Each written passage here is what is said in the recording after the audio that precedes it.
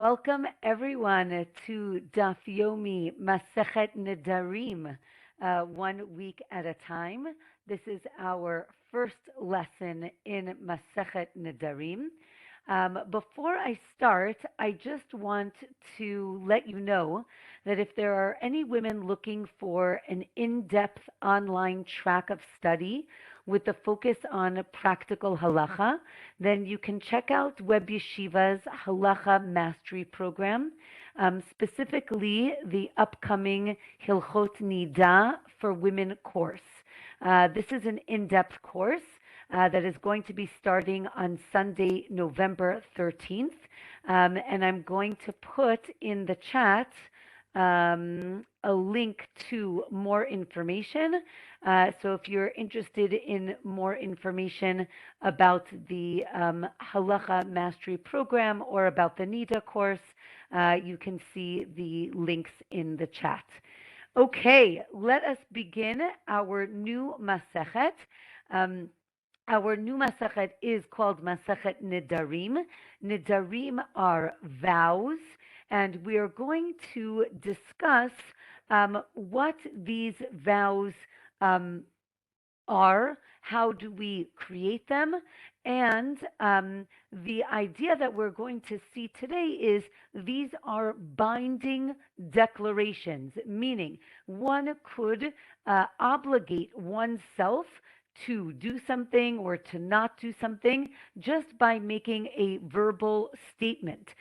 This applies to men and women equally.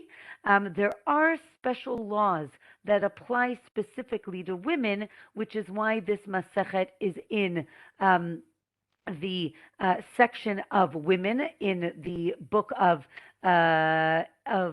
Nashim, of women. We're going to see that specifically for a woman, her father or her husband can revoke her vow. And of course, we'll see it's not as simple as it sounds. It has to be, excuse me, a very specific type of vow.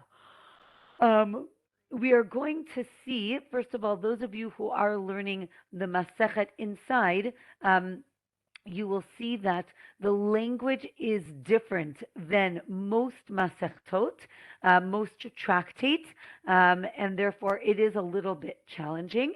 So let's talk about different types of declarations, of different types of vows. So again, a neder is a vow.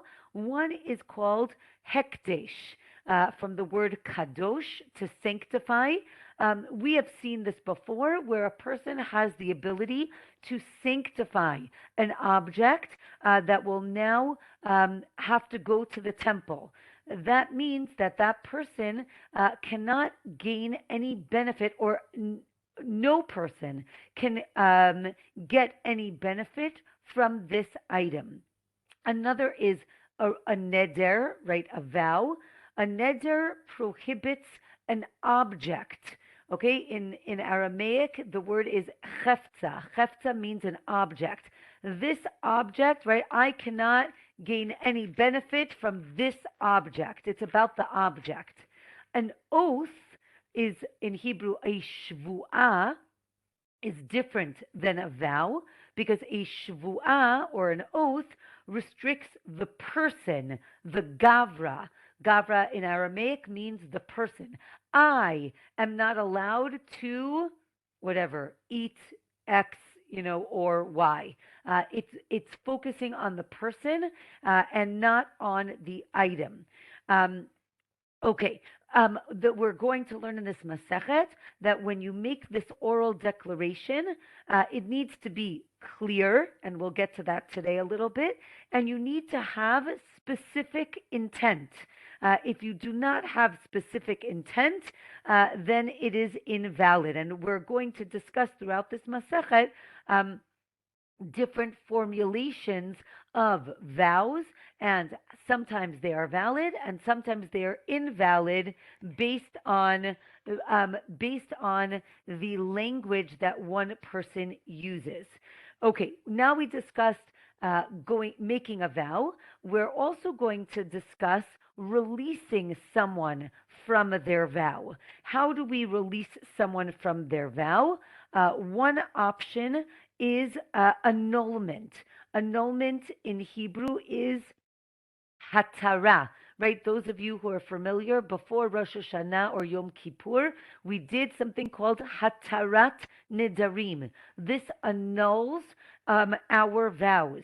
You need to do this in front of a sage or a group of three judges, three people, and they can annul a vow. Okay, that's hatara. Another is called hafara.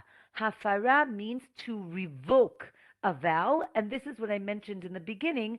A husband or a father can revoke the vow of the daughter or the wife. Um, One last introductory note is again, if you're learning it inside, we're used to having Rashi on the side of the page. In Masechet Nedarim, we do not have Rashi. It's called the Mefaresh, and we usually use the Ran as right the popular translation, and um, and that is what we're going to be learning with. Okay, let's start. Tonight we're going to review Daf 2 through 7. So let's begin. Okay, Daf 2, again, to remind us, we always start on page 2. There is no page 1, right? One could be, being a good person. One could be our last Masechet. So here we go. The Mishnah tells us that all substitutes are like vows, meaning the word in Hebrew is a kinui. Kinui is kinui is a substitute uh, for um, for a neder, and the Gemara is going to explain what these substitutes are. And so the Mishnah tells us that the substitutes are like the thing itself. So too with a cherem, that's another type of vow. So too with an oath and with a nazir. So I'm just going to explain it now because we're going to see this the throughout this Masechet. We're going to compare vows with taking upon oneself to be a Nazir, a Nazarite. A Nazir is a person who, for a limited amount of time, does not cut one's hair, doesn't drink or eat anything from grapes, and does not become impure. And one becomes a Nazir by taking it upon oneself with a verbal declaration. Therefore, it is compared to a vow because it's a type of vow, and therefore we're going to bring it up throughout this Masechet. The Mishnah continues, if a person says, I'm separate from you, or I want to distance myself from you, so that works, and that is like a vow. But it seems that it's a partial declaration. That's called a yad. Yad really means a hand, but a yad is a partial declaration as opposed to a kinui, which is using substitute words, meaning instead of saying I vow to, you use a different word. And we're going to see both of these ideas in the Gemara. So the Gemara says that a verse compares vows and oaths, neder and shvu'ah. Therefore, our Masechet mentions all types of vows and oaths. Um, the Mishnah started with kinuyim, again, similar words, and then it went on to explain yadot, right? Again, these partial declarations. So the question is, why did it start talking about A and then it goes on to B and then explains B? So the Gemara says that there are other masechtot that do the same thing, meaning it'll in the Mishnah it will list A and then B, and then explain B instead of explaining A first. And here the Gemara gives numerous explanations, numerous examples of this idea where the listing, instead of saying, A, B, and then explaining A and B, it actually lists A, B, and then explains B, which is what happens in our Masechet. However, the Gemara then says, it's very nice that you gave me examples of this type of structure, but we also have examples of the other type of structure, meaning A, B, and then A, B. So why is this different? So the Gemara says maybe it's because we had many things to explain. So, it starts with the last thing that was mentioned, and then it explains that. But the Gemara says, there really weren't so many things listed here. And therefore, the Gemara on the top of Daf 3 tells us, right, sometimes we explain the first thing, and sometimes we explain the second thing, and it's basically random. There's no reason for this structure. Or, no, we explained the yadot, the partial declarations first, because they're derived from a verse and they're not self-evident. And therefore, the Mishnah started talking about kinuyim, about these similar words, because that is how the Torah, that is how the verses state that is clear. So it started with that, but then it explains the yadot, the partial declarations, because those are not so clear from the verses. So now let's get into it a little bit more. The concept of a kinui, of different words that can be used, comes from the verse of Nazir. Again, as I mentioned, we're going to be mentioning Nazir a lot. It says when a person takes upon themselves to be a Nazirite, it says Nazir lehazir. And this double language means, and the Gemara explains, that when you take it on, you can say it very clearly, but there are other ways to take upon oneself to become a Nazir, and those are all valid. Okay, and here, there in this verse, it also has the word neder, a vow, and therefore neder is linked with Nazir, and anything that we're going to learn about Nazir, we are also going to learn about Nedarim, about vows. So that's going to be our comparison between the two. So either it means that these nicknames, these similar words, and partial declarations also apply to Neder, to vows, just like they do for Nazir. Or maybe this comparison between the two ideas is that Nazir has a time limit. As I mentioned, it's for a limited time. One can determine what that time is. So too, vows need to have a limited or a time limit to the vow. Or the other comparison could be that just like a father can revoke the daughter's vow, he can also revoke the idea if she takes upon herself to be a Nazir. If she does this to herself, the father can revoke that as well. Okay, next. So now, since we mentioned this idea of having a period of time that is limiting our vows, here the Gemara now discusses this idea of not delaying. In Hebrew, we say bal ta'acher. You are not allowed to delay certain things. So here, right, the Gemara says you cannot violate the terms of a vow, nor you're not allowed to postpone a vow, right? So if I say, I vow to eat, this thing tonight or today, if I don't eat it today, I'm in trouble, right? Meaning I cannot delay or postpone a vow. So the Gemara says, right, if I say I will eat this bread, and then I don't eat the bread, so now I have violated this vow. right? So how does it work for a Nazir? Right, for a Nazir, when he violates the terms of his vow, of his Nizirut, he's also violating, right, a specific commandment, right? Um,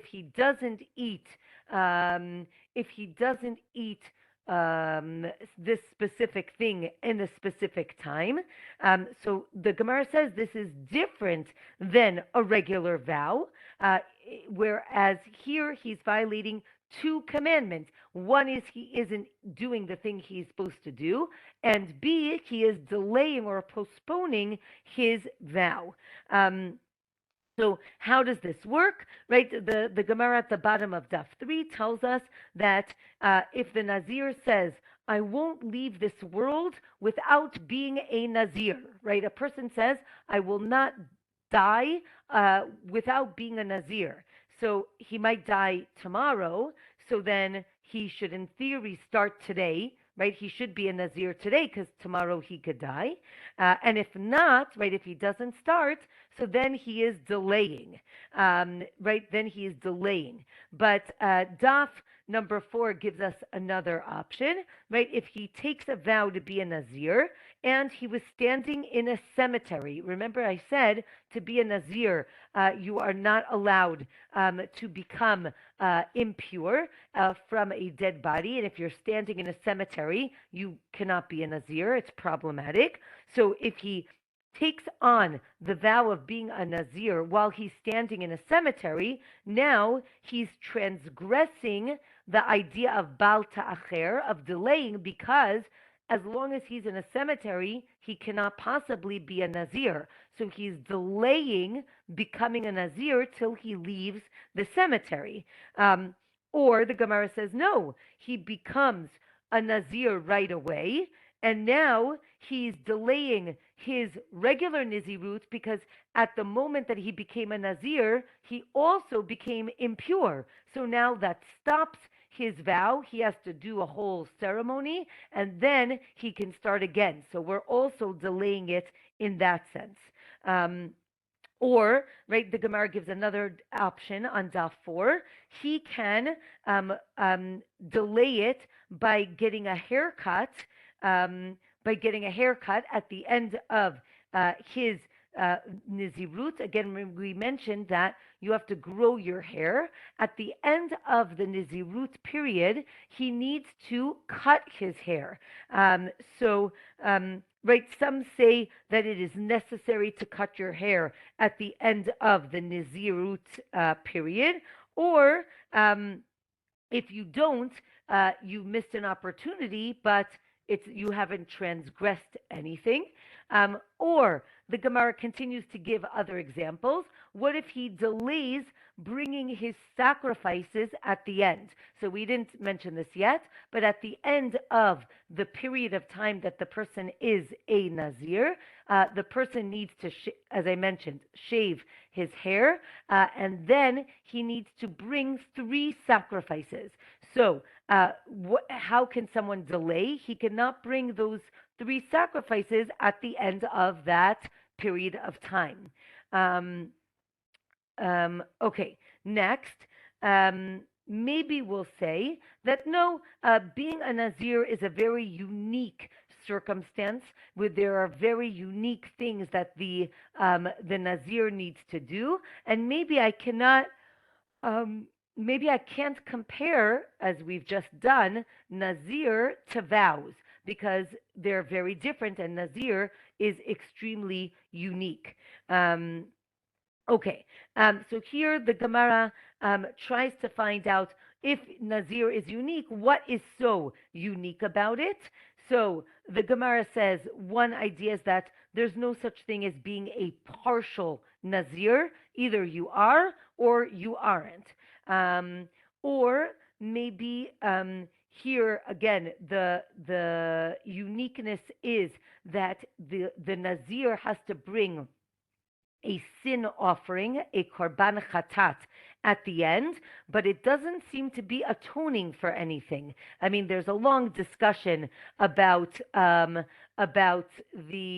the fact that he has to bring a sin offering. There are many explanations that, what is his sin, right? Isn't he on a higher level? Um, so the Gemara explains, no, there are other people that bring sin offerings where it's not so clear if they have sinned or not. One example is the woman who just gave birth. A woman who gives birth also brought a sacrifice, and that sacrifice is a chatat, a sin offering. Again, what sin did she do? There are numerous explanations to this, but the I would say the simple understanding is she didn't do anything wrong, but she needs to bring this offering. Anyway, next, the Gemara continues. Just like the husband and the father can revoke the vows of a woman, so too with Nazir, he can revoke if she takes it upon herself to be a Nizirah, right? A woman can also be a Nazir. So the verse teaches that so the verse teaches that there's a connection between these two, but maybe that's not the connection. Maybe there's a difference because vows are unlimited, right? Therefore, the husband and the father have this power to revoke her vows, but Nizirut is limited, as we mentioned, and therefore maybe they do not have the power to revoke it. And the Gemara says, no, they do have the power to revoke it, even though it is limited. Okay, let's go to these partial declarations, yadot.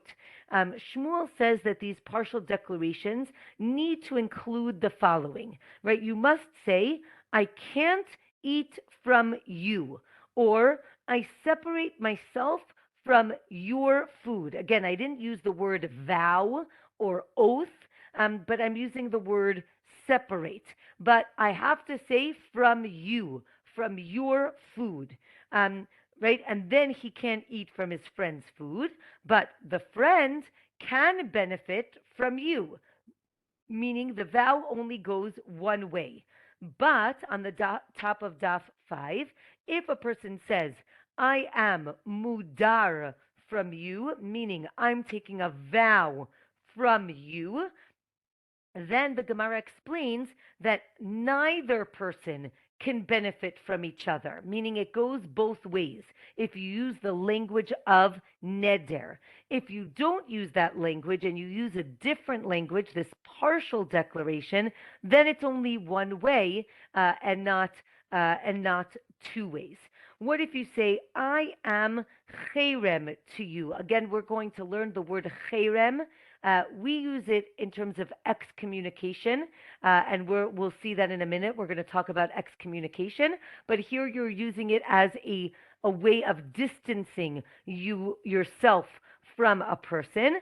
So again, that only works one way, meaning you to that person, but right, but it doesn't work both ways, right? If I say just to you, right, then it could work both ways, right? If I say, if I say, right, mudrani, I am taking this neder either to you or from you or from your food. So again, that seems to be one way. Again, the Gemara says, well, maybe this statement, all right, I am taking mudrani mimcha, I'm taking a vow from you, is not clear. I'm not sure what it means. Maybe it means I don't want to talk to you. Maybe it means, I don't want to benefit from you. So the Gemara says that that word is not clear, and if you use it, we're not sure if it works. Again, we need to be clear, and if you are not clear, if your intentions aren't clear, then it is invalid. The Gemara now goes to the concept of get, of a document of divorce, right? It is essential for you to write in a get, right? You are permitted to anyone, right? You can go get married, or do I need to say, this is a document of divorce, right? How clear do we need to be? And it seems that we need to be very clear. Right? So too with Nazir, you need to be very clear when you express that you want to be a Nazir, and if not, then it will not work. Or the Gemara says, wait, maybe there's a difference. Maybe I need to be extremely clear with get, right? That's very serious. But with regards to a regular vow, maybe I don't need to be so clear. Maybe it could be more vague. Or the opposite, right? Maybe with a get, it's very clear that I'm divorcing my wife, right? The Gemara says you're not divorcing any other woman, so maybe it's not such a big deal. But for a vow, I need to be very clear with my intentions because I don't know what my intentions are. Okay, daf 6. What if I say, this is on me, right? It is on me, alai, right? So, or meaning my responsibility. So then this item is prohibited to you. All right, this is a yad, meaning this is a partial declaration to create a korban, right? We learned that, I think this before, when someone says, hare zo alai, right? I'm going to bring this chatat, right? In modern Hebrew, someone says, alai, meaning it's on me, right? Well, like let's say you're in a restaurant, right? I'll cover the bill, right? We say alai, it's on me. So here too, if you use the word, right, this is harezo alai, so that works to make something sanctified to be a sacrifice. If he doesn't use the word alai for on me, then it is invalid, right? If you just say harezo, that doesn't work, right? You need to use the word on me, and then it becomes valid. Again, if he says alai, it becomes forbidden to him, but not to somebody else, again, depending on the circumstance, right? If you say this is a chatat, right, this will be a sin offering. So the Gemara says that's invalid, but if you say this is chatati, it is mine, so then that works if you are obligated to bring a sin offering, right?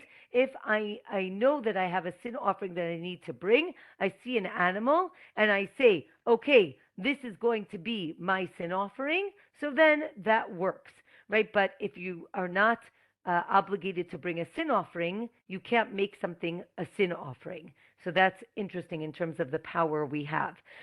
Since we're talking about these partial declarations, the Gemara now goes to different topics and says, are there partial declarations for other things?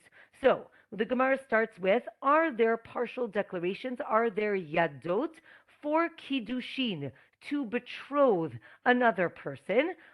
And then the Gemara says, what's the case? Give me an example.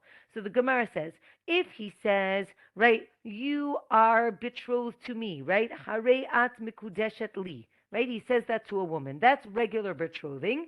Then he turns to another woman who happens to be standing there, and he says, and you too, right? So, and you too, does that work? Because he didn't say, Hareat mikudeshet li, he just said, and you too. So does that work? The Gemara says yes, that does work. He is now betrothed to two women. Again, in the days of polygamy, that would not be a problem. Please do not do this now. However, if he just said, and you, right, instead of saying, and you too, but he just said, and you, this is a partial declaration, and that's the machloket, right? Some say it works, and some say it doesn't. Again, I think it's really important for us to take a step back for a minute and recognize how careful one needs to be with their speech. We talk about this all the time, in terms of not speaking ill of other people, right? The concept of lashon hara. We need to be very careful with what we say, right? The famous book by the Chafetz Chaim, Shmirat HaLashon, right? We have to guard our tongues. This Masechet is going to be very filled, right? Is filled with right, nuance in language, right? How do I interpret what people say, right? If I say, and you too, what do I mean, right? If I just say, and you, what do I mean? So here the Gemara say, like, even though it seems quite, um, uh, I don't want to say like nitpicky, right, but very fine details, the Gemara, I think, is trying to say to us we need to be very careful with our language. And every word matters, and our intentions matter. So I think that that's just interesting. So we said, are there partial declarations for Kiddushin? Now let's go to something else. Are there partial declarations, Yadot, for Pe'ah? Pe'ah is the commandment to leave the corners of your field for the poor people. So what is, again, the Gemara says, what do you mean? What's the example? So it says, let's say I say, this section of my field is going to be Pe'ah, and that also, right? So, and that also is a partial declaration.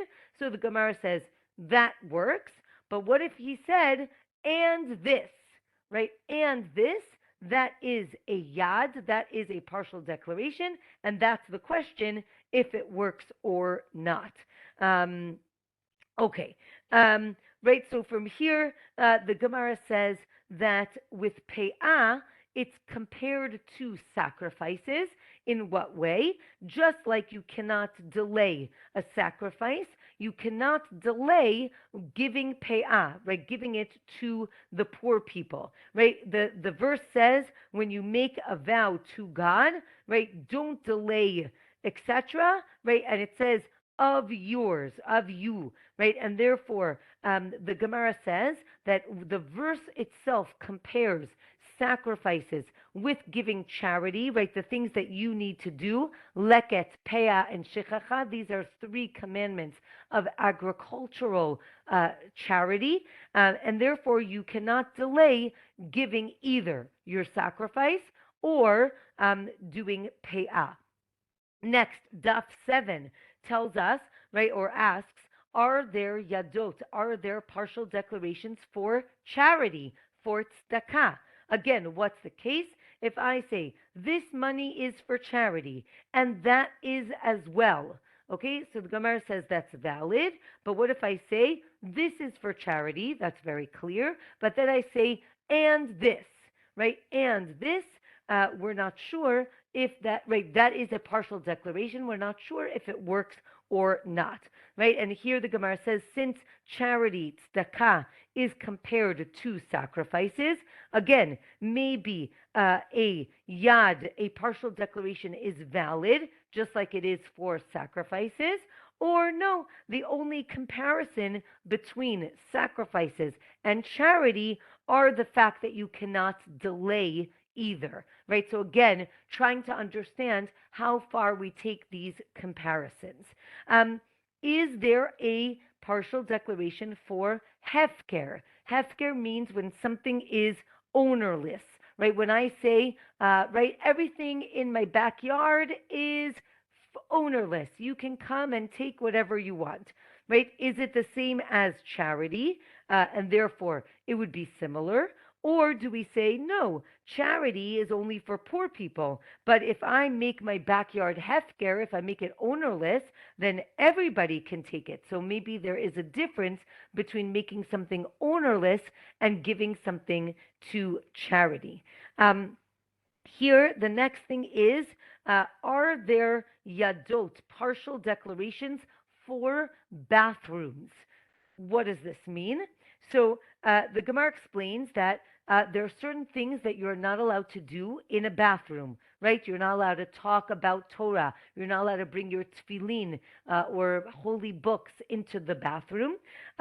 So what's the case here, right? If I say, right, let's say I'm an architect or I'm redoing my house, and I say this room is going to be the bathroom, and this also. Again, I'm designating rooms, so that works, that's valid. But what if I say and this instead of saying and this also? Right, so that's the question. And the Gemara says that a person can designate a room as a bathroom or as a bathhouse, And even if you didn't use it yet, you can't do whatever you can't do in the bathroom, right? So you can't say, you can't pray in it, you can't learn in it, right? Even if you haven't even if you haven't used it as a bathroom yet, you cannot. You have to treat it as a bathroom. And at the end of this entire discussion, our favorite word, the Gemara says, teku, right? We do not have an answer. It is unresolved. We need to wait till Eliyahu Hanavi comes to explain all of these things. So here, the end of the Mishnah said that Rabbi Akiva wasn't sure if he should be stringent if a person says minude ani, right? I am. Okay, so here the word is nidui. Nidui is another word for excommunication, right? So if a person puts themselves into to be excommunicated, right? What do we do with that? Does it work? Are we stringent or are we lenient? So here the Gemara explains different words that can be used, right? Um, um, Again, if you use the word minudeh, that could be the language of neder, right? Because maybe nidui and neder are similar, so maybe it's a valid statement. But if you use the word mishamta from shamta, that's the Aramaic word for excommunication, right? So if you try to excommunicate yourself, the Gemara says, no, that's invalid, right? There's no such thing as excommunicating yourself. That's something that's done to you. You can separate yourself from somebody else with the language of a vow, but not with the language of excommunication.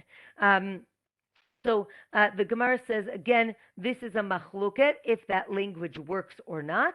And here, since we're talking about excommunication, the Gemara says, if someone if someone was excommunicated and they did it in front of him, so wait, let's take a step back. What does that mean, to excommunicate someone? This was I would say, a vehicle by which the rabbis or the courts could force someone to do something that they were obligated to do, but that they didn't want to do, that they were refusing to do. So what are the ramifications? The Gemara, not here but elsewhere, explains that if someone is excommunicated, you are not allowed to talk to them. They're not allowed to be part of public rituals, right? They're not allowed to be involved in public services. And there are many different ramifications, most of which are separating the community from this person. It's usually done when they're not listening to the court, and it is like the last measure, that a way for them to kind of punish a person or force them to do something that they need to do. So if they excommunicate someone in front of that person, then he has to be present when they dissolve it. But if they didn't do it in front of him, so then they can dissolve it even if he's not there. If someone uses God's name in vain, so then he needs to be excommunicated, right? So here the Gemara is giving another situation where someone could be ostracized or excommunicated if they take God's name in vain. And the Gemara says that a place that they do this, if they take God's name in vain often, so it leads to poverty. It is not good, and there are ramifications. And since we're talking about being excommunicated, the Gemara explains that there's no specific amount of time that an excommunication needs to be. It can even be a few minutes, and that seems to have some sort of power over a person. So the Gemara says that a Torah scholar can put himself in nidui and then take himself out, right? If he feels that he needs to do this, he needs some separation, he can. And Daf 7 finishes by giving a story of Marzutra Hasida, who used to put himself in excommunication if he needed to do it to a student. So he didn't want the student to feel so bad, so he did it to himself first, then he did it to the student, and then when he would release when he wanted to release the student, he would release himself, and then he would release the student. So with that, we finished the first week, the first few dapim of Masechet Nedarim. It is not a simple Masechet, but I feel like after doing Yevamot, you guys can do anything. But it is very different, right? Here we're talking about being very sensitive to language, and we're going to be extremely again, I don't want to use the word pedantic, but we're going to be very careful with the words that we use and how we use them. Okay, I saw in the chats there were some questions. I'm sorry. Yes, the RAN is an acronym, and Tzipi put in a link in our chat for, again, a great article by my friend Shuli Mishkin. She wrote about the fact that Rashi is not in this Masechet and that the RAN is, and she wrote all about the RAN, so you can look that up. It's in the chat. Lynn also asked, there's a footnote that there's no minimum time to revoke, but the person needs to be in a state of repentance. Okay, we're going to talk about revoking a vow. If a person is doing it, you can, try to revoke. Again, there's two ways. There's, again, annulling a vow and revoking a vow.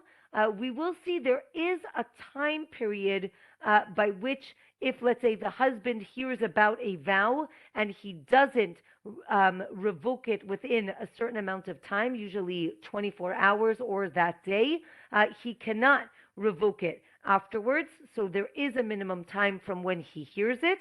But to annul a vow, right, if a person wants to annul a vow and a person says, oh my gosh, I didn't realize the consequences of my vow. I'm so sorry. I can't believe I took this vow. That does not have a time limit, which is why we do Hatarat Nedarim before Rosh Hashanah, right, on all the vows that we took that whole year. So that does not have a time limit, but you do need to say, I didn't mean to take the vow, right? So if you say, I promise I'll meet you tomorrow, and you didn't, right? Did you make a neder or not, right? And again, as I mentioned, after learning this Masechet, you might start saying bli neder, right? I will meet you tomorrow, bli neder. I'm not taking a neder. I hope to be there tomorrow, but if I'm not, don't, I don't know what the word is, but I don't want to get punished for it, right? I'm not making an official statement. I have plans, but they don't always work out. So if you've heard people say the word bli neder, that's what it means, right? I don't want to commit in this very serious sense, because again, if I don't uphold my commitments, there are serious consequences. So we do say bli neder. So bli neder we will learn next week. There is going to be a schedule change. I'm going to be traveling for 2 weeks. So the next 2 classes will be on Sunday. I will send an email. If you look on Web Yeshiva on the website, it has the exact time. I think it's going to be this Sunday. I think is going to be 10 a.m. Eastern time. I don't know if it's standard or whatever, daylight time, but like New York time at 10 a.m. So this way, Israel people can be there, and hopefully American people will be there. For Aliza, it's going to be a little early, sorry, but it will, Bezrat Hashem. So that will be this coming Sunday, there will be class, and the following Sunday there will also be class, and then we'll go back to regular schedule. So wishing everyone a wonderful week, and see you next week. Bli Neder.